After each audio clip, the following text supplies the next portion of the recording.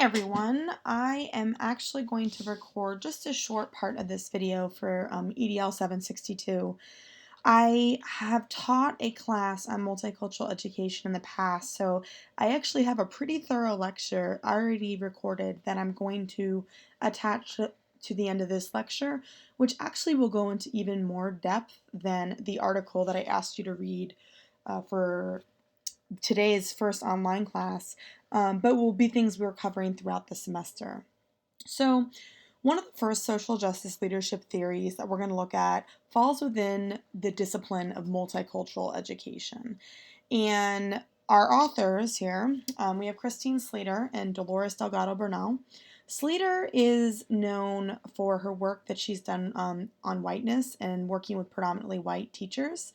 She has made a lot of contributions to the field of multicultural education in showing how we need to continue to educate for social justice and multicultural education in culturally responsive ways to help with working on eliminating what's frequently called the demographic divide that can cause issues with teachers who come into schools having really little knowledge or background about the populations in which they work.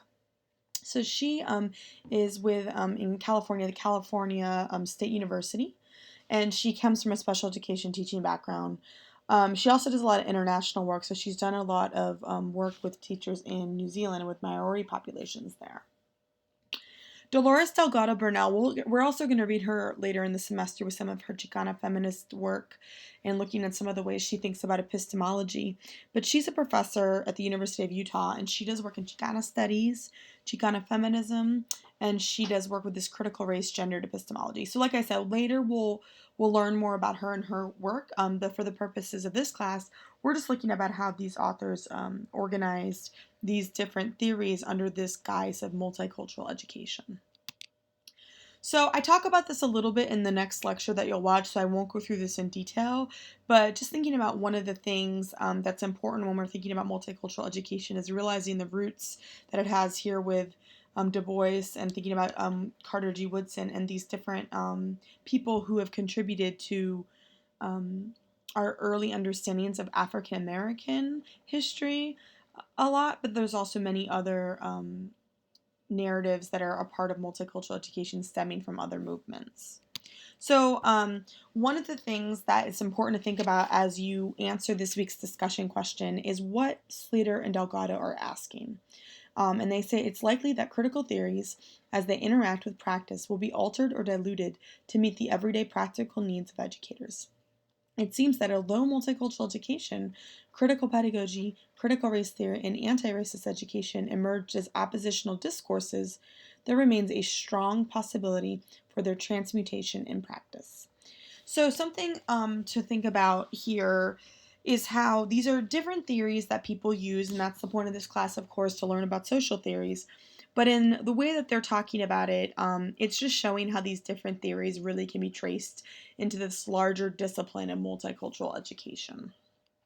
So, in the next lecture, I'll go in through more details about the critiques of multicultural education and then talking about how that led to critical multicultural education, which wasn't in this article that I assigned today, but it was in another piece that I was talking about in the lecture that you're going to watch.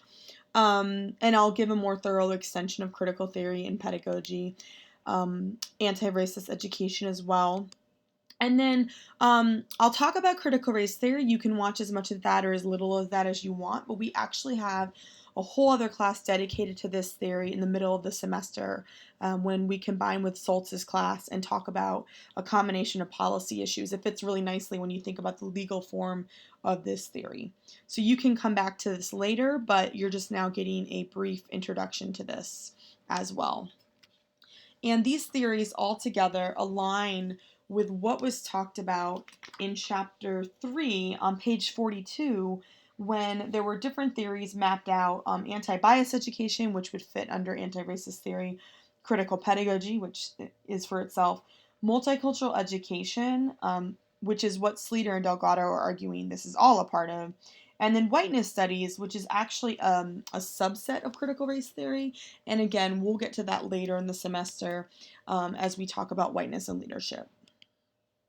I also talk a little bit about the multicultural education movement as well and these leaders in the next video. So, to watch the full lecture and to get a really thorough analysis of this, click on this link and you can watch that. It's uploaded to YouTube as well.